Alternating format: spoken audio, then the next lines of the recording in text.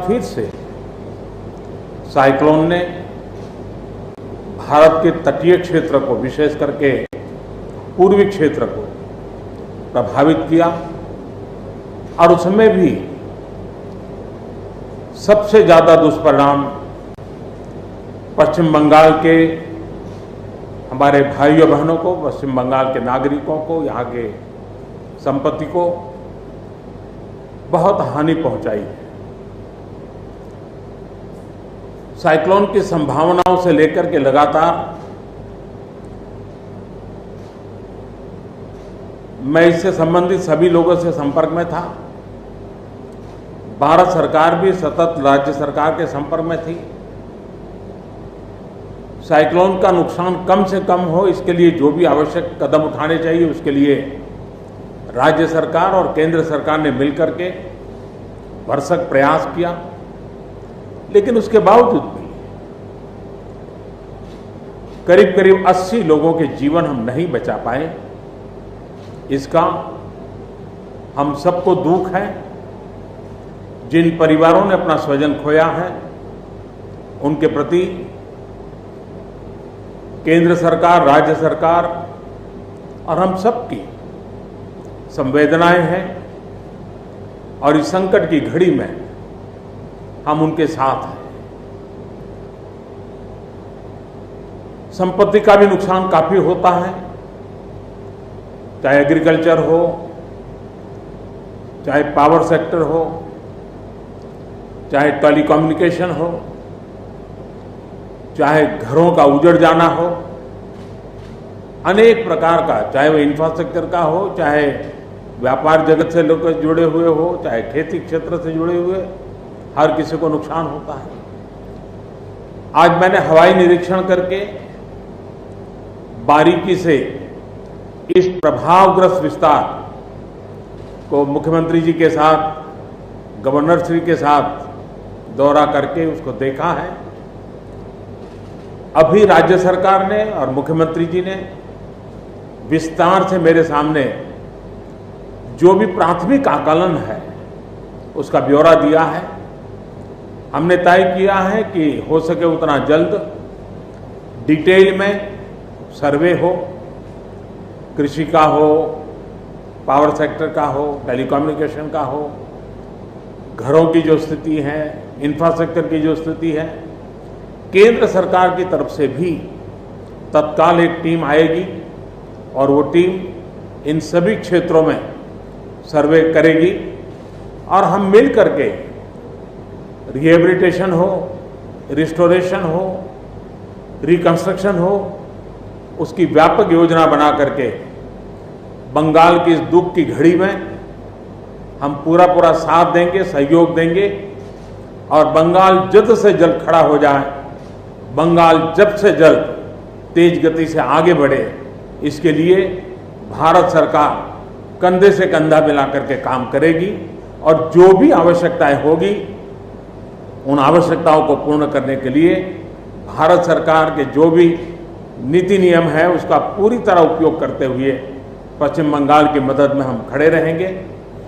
अभी तत्काल जो इस संकट की घड़ी में राज्य सरकार को कठिनाई न हो, इसके लिए एक एडवांस असिस्टेंस के रूप में 1000 करोड़ रुपया भारत सरकार की तरफ से व्यवस्था की जाएगी।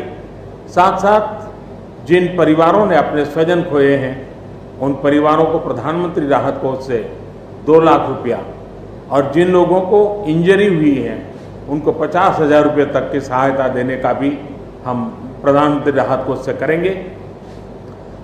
पूरी दुनिया एक संकट से जूझ रही है। भारत भी लगातार कोरोना वायरस के खिलाफ लड़ाई लड़ रहा है। कोरोना वायरस की लड़ाई में जीतने का मंत्र और साइक्लोन में जीतने का मंत्र दोनों पूरी तरह एक दूसरे के ऑपोजिट है। कोरोना वायरस से लड़ने का मंत्र है जो जहां है वहीं रहे, जरूरत नहीं हो तब तक घर से बाहर न निकले और जहां भी जाए 2 गज की दूरी बनाए रखे।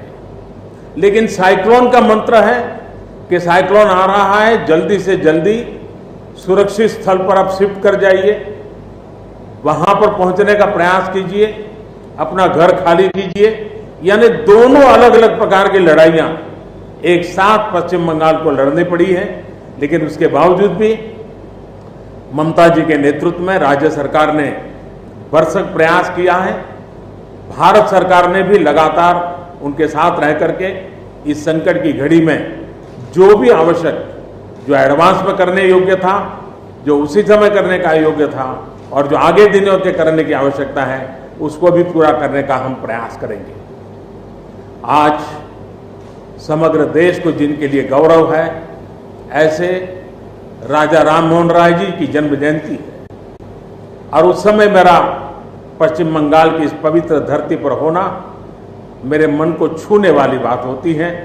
लेकिन संकट की घड़ी से हम जूझ रहे हैं, तब मैं तो इतना ही कहूँगा कि राजा राम मोहन राय जी हम सबको आशीर्वाद दें, ताकि समयानुकूल समाज परिवर्तन के जो उनके सपने थे, उनको पूरा करने के लिए हम मिल बैठ करके, मिलजुल करके एक उज्जवल भविष्य के लिए, भावी पीढ़ी के निर्माण के लिए समाज सुधार के अपने कामों को निरंतर जारी रखेंगे और वही राजा राम मोहन राय जी को उत्तम श्रद्धांजलि होगी।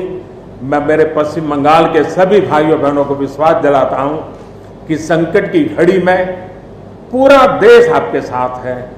भारत सरकार कंधे से कंधा मिला करके आपके साथ आने वाले सभी कामों में खड़ी रहेगी। इसी संकट की घड़ी के समय आप सबसे मिलने आया हूं, लेकिन